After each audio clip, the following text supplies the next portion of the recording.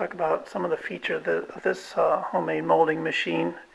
It has a spring return 2-position valve used to inject. Spring return position brings the carriage up and releases the carriage from the top of the mold. The molds have a 1/2-inch radius, and the tip, this is a standard injection molding nozzle with a 1/2-inch radius tip.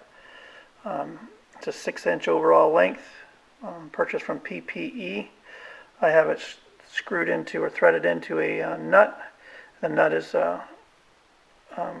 pressed into this plate here. It was just easier than drilling and tapping 1 3/4 8 thread into this plate. The whole injection unit rides on shoulder bolts here, one here and one in the back, and there's springs. The springs, when you release the piston, push down on, put tension down on the mold so the nozzle doesn't leak on the mold. The housing of the molding machine keeps everything guided.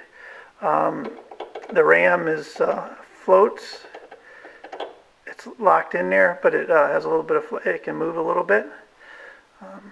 This side of the molding machine have an open loop heater controller. It's just proportional. There's no thermocouple on it.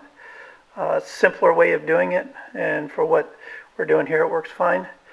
And then we have a regulator for the downstroke. On this machine, I need all 100 psi on the return stroke to collapse the springs. So I have at least 100 psi coming into the machine, but I adjust the pressure going on the downward stroke so you don't flash a mold. Some molds and some materials I use as little as 40 psi, and some I use all the way up to 100. But this is regulator is just for the downstroke only. And then I have flow control on that as well. I can control the speed.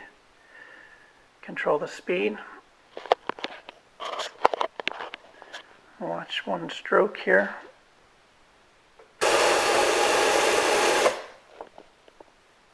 As soon as I let go, return.